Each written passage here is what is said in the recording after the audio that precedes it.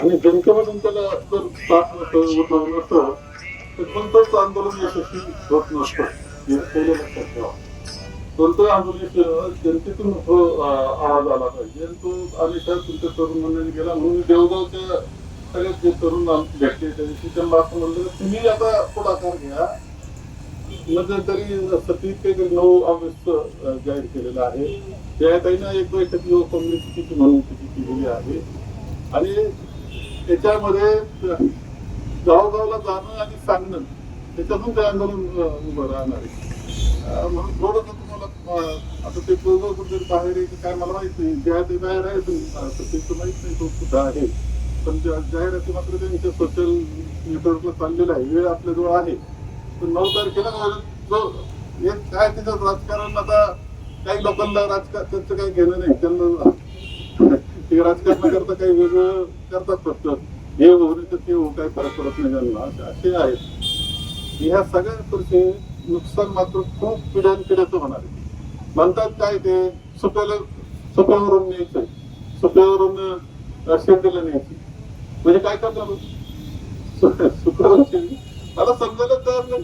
सुप्यापासून 12 kilometre train station आहे 15 kilometre नगर आहे. पुढं सगळ्या शेंडीला ट्रेन नाही का शेंडीचं कनेक्शन आहे ते ट्रेनचं. कोपरगावला आहे श्रामपूरला आहे राहुरीला आहे नगर तर आहे. त्या भागात गोल्डन ट्रायंगल जो आहे पुन्हा नाशिक आणि मुंबई हा काही जातं सरळ पद्धतीनं जोडला पाहिजे ना. हे कुठं चालले तिकडं नॅचरल वर का तुम्ही काय आग्रह करता आज तो चुकीचा असं बिलकुल नाही. नैसर्गिकरित्या लहान पोराला जर त्रिकोण काढायला सांगितलं कसं काढायचं त्रिकोण काढायचं का तिकडे ट्रायंगल कसं नव्हतं. हे अत्यंत चुकीचं झालेलं आहे. खूप नुकसान तुमचं पिढ्यानपिढ्याचं होणार आहे. माझा पाठपुरावा त्यांची दाखवला होती फार वर्ष पाठपुरावा करतोय तो. आटोक्यात आल्यावर मी ते पकडून घेतलं होतं व्यवस्थित. माझ्याकडून जो संपादन होतं तेव्हा आपोआप ट्रेनमध्ये माझ्याकडे येत होते ते सगळं व्यवस्थित दाखवलेलं आहे. एवढंच नाही जमिनीचं समजा प्रवरा काठ आहे त्याच्यात व्हॅली येते म्हणजे व्हॅली म्हणजे दरी सारखं आपलं असतं दोन्ही बाजूला उतारांमध्ये नदी तर तिला बरोबर पिलरवर बाहेर काढणार होतो आपण. ते सुद्धा बागेत जाण्याचं नुकसान जास्त न होता बरोबर समनापूर तिथून बोगदा करून डोंगराला बोगदा ठेवून सोनेवाडीला जात होती. आता सोनेवाडी तिथे कशी जागा पट्टा आहे थोडस जागा उपलब्ध होत होती 150 एकर जागा त्याच्यात मी निगोशिएशन त्यांच्याशी केलं होतं की हे शेतकरी जरी दुष्काळी असला तरी त्याला मदत करावा लागेल.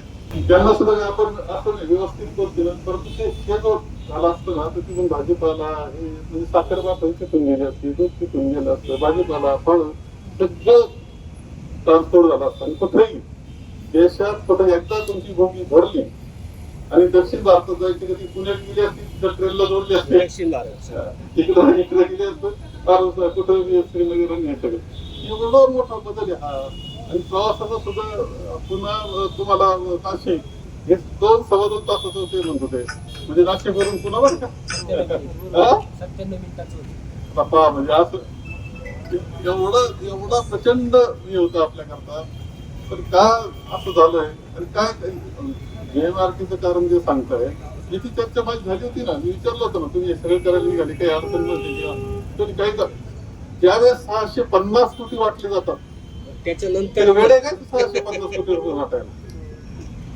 मग असं काय घडलं आता काय घडलं ते तुमचं शोध करा काय करा आपलं झालं पाहिजे हे महत्वाचं मानव असं काय घडलं ते तुम्ही पुढाकार घेतला. खूप अभिनंदन आहे तुमचं.